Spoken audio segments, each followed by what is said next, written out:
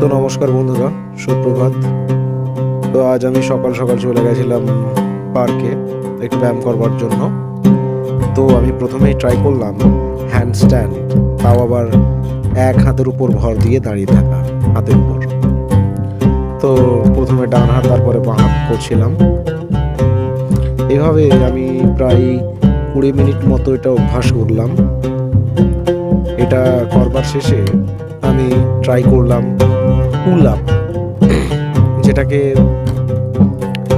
ঝোলাও বলে, মানে যে কোনো একটা উঁচু জায়গা বা সিলিং, সে যাই হোক সেরকম জায়গায় হাতটাকে ভালো করে আটকে, মানে গ্রিপ করে তারপরে ওঠানামা করতে হয়।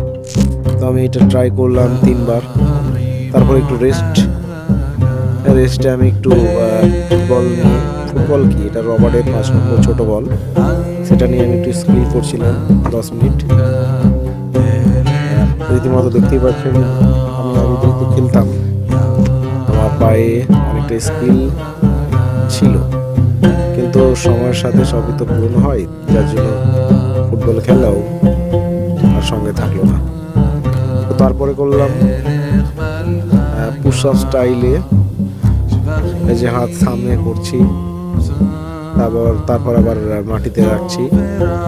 এটা কিছুই না, জাস্ট হাত স্ট্রং করবার জন্য। তারপরে আবার একটা ধরনের পুল আপ, এই উঠছে ওঠানামা প্রায় 10 থেকে 20 বার আমি করেছি ট্রাই, যাতে হাত আরো বেশি করে স্ট্রং হয়, ফোর আর্মগুলো আরো শক্তপোক্ত হয়। তো দেখতে পাচ্ছেন যে প্রতিদিন ব্যায়াম করার জন্য বডি কন্ডিশন অন্যরকম হয়ে গেছে, অনেক মাসল বেরিয়ে এসছে। এই হ্যান্ডস্ট্যান্ড আগের থেকে অনেক বেশি সময় ধরে আমি করতে পারি। তো দেখুন, এটা আমি ডান হাত বাঁ হাত করার চেষ্টা করছিলাম, কিন্তু আমি ঘুরে গেছি, ব্যালেন্সটা হারিয়ে। তো আবার আমি ট্রাই করছি, এই যে ডান হাত তারপরে বাঁ হাত, তারপরে ডান হাত, সে যাই হোক হবে উল্টো দিক থেকে। যেহেতু আমি ভয়েস ওভার দিচ্ছি, সেই জন্য আমি বুঝতে পারছি না আমি কোন দিক থেকে করেছিলাম।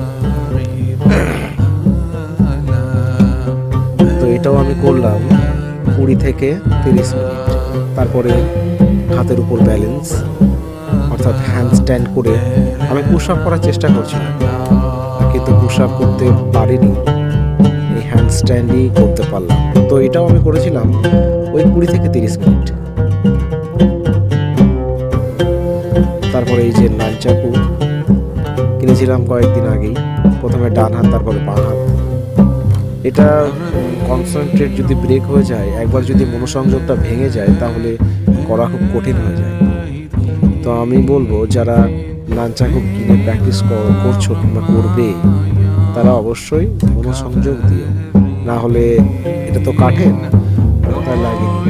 কিন্তু যদি স্টিলের হয়, তাহলে যদি ভুল হয় তাহলে মানে মাথা ফেটে যাবে, এরকম একটা ব্যাপার আছে। তারপরে আমি হনুমান বৈঠক, এটা আমি 20 বার, 2 বার করে 2 সেট, মানে 40 বার টোটাল করেছি। তো যাই হোক, আমি গত 1 মাস ধরে এই ব্যায়াম করে চলেছি। আমার বডি কন্ডিশন একটু অন্যরকম হয়ে গেছে, একটু অধিক মাসল, অধিক স্ট্রেংথ আমার শরীরে আমি বুঝতে পারছি। তো আপনাদের কেমন লাগলো আমার এই ভিডিওটা? এবং এই প্রথমবার মনে হয় আমি ফেসবুকে ভয়েস ওভার দিচ্ছি, মানে ভালোভাবে শেখার পরে যেটা ভালোভাবে হয়। তো নমস্কার, ধন্যবাদ, দেখা হচ্ছে নেক্সট